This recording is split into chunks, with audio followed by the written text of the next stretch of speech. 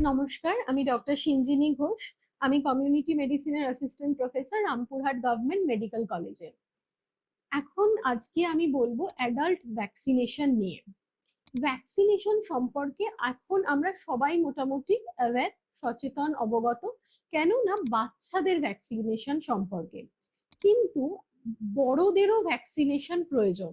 এটা নিয়ে আমরা কিছুটা বুঝেছি কোভিড এর সময় 2020 থেকে মানুষের মধ্যে এই সচেতনতাটা হয়েছে যে আমাদের বড়দেরকেও ভ্যাকসিন নিতে হবে।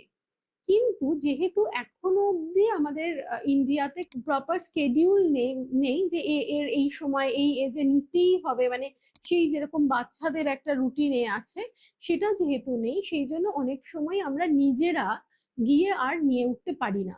কিন্তু এটা ভীষণ ইম্পর্টেন্ট, আমাদের প্রত্যেককে অ্যাডাল্ট ভ্যাকসিনেশন সম্পর্কে অ্যাওয়্যার হতে হবে এবং সেই ভ্যাকসিনগুলো নিতে হবে। সেই ভ্যাকসিন গুলোর মধ্যে অনেক ভ্যাকসিন পড়ে, যেমন নিউমোকক্কাল ভ্যাকসিন নিউমোনিয়ার এগেনস্টে, ইনফ্লুয়েঞ্জা ভ্যাকসিন আছে ইনফ্লুয়েঞ্জার এগেনস্টে, HPV vaccine human papilloma virus vaccine আছে সার্ভাইকাল কার্সিনোমার এগেনস্টে, আরো কিছু এগেনস্টে। এবং আপনার হেপাটাইটিস বি আছে, হার্পিস জস্টার ভ্যাকসিন আছে, খুব ইম্পর্টেন্ট। এরকম অনেক, কোভিড ভ্যাকসিন তো আছে আমরা জানি। তো এই ভ্যাকসিন গুলো প্রত্যেকটা ভ্যাকসিনের নিজস্ব মানে সময় আছে, ডোজ আছে, রুট অফ অ্যাডমিনিস্ট্রেশন সব আলাদা আলাদা।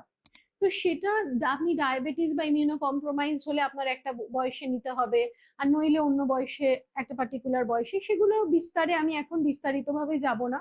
তবে এইটুকু বলার যে আপনি যদি কোনো ডাক্তারকে দেখান রেগুলার কোনো কারণে, তাহলে আপনি তার থেকে পরামর্শ নিন যে আপনি কবে অ্যাডাল্ট ভ্যাকসিনেশন স্টার্ট করবেন, কবে আপনার রুটিন অ্যাডাল্ট ভ্যাকসিনেশন শুরু হবে, এবং আপনি যাতে প্রত্যেকটা ভ্যাকসিন প্রপারলি নেন যদি আপনার কোনো অসুবিধে না থাকে।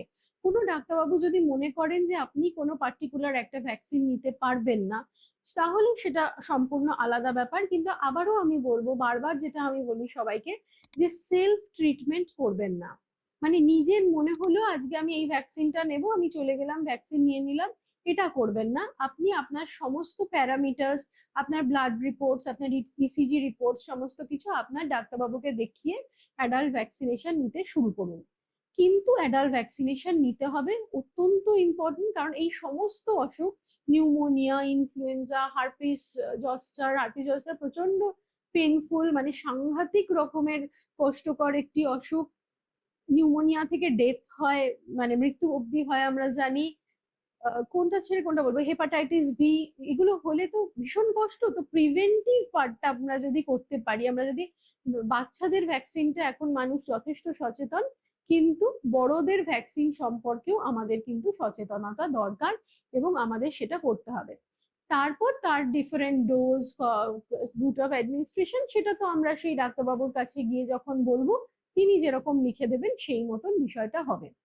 এবং সেটা একটা প্রপার সেন্টারে নেওয়ার চেষ্টা করবেন, যাতে ভ্যাকসিনেশনের কিছু সাইড এফেক্টস, অ্যাডভার্স ইভেন্টস থাকে, সেইগুলো যাতে আপনার সেই সময় যদি বাই চান্স হয়, তাহলে সেগুলো থেকে যাতে আপনাকে তখন অ্যাট দ্যাট টাইম আপনাকে তার যা যা মানে ধরুন যেগুলো মানে যা যা দিতে হবে, ইম্পর্টেন্ট এমার্জেন্সি মেডিসিন, সেইগুলো যাতে সেখানে থাকে।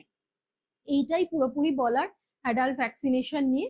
এবং আমাদের ভারতবর্ষে এখন অনেক ক্যাম্পেইনস চলছে, অ্যাডাল্ট ভ্যাকসিনেশন অ্যাওয়ারনেস প্রোগ্রামস চলছে, এখানে ওখানে, গ্রামে গঞ্জে শহরে সমস্ত জায়গায় চলছে। তারপর আমরা মিডিয়াতে, সোশ্যাল মিডিয়া, এমনি টেলিভিশন, সমস্ত জায়গা এই নিয়ে অনেক কিছু চলছে। এবং আশা করি মানুষ সচেতন হবেন এবং আবার মানে ভ্যাকসিনেশন মানুষ নিতে শুরু করবেন। ধন্যবাদ।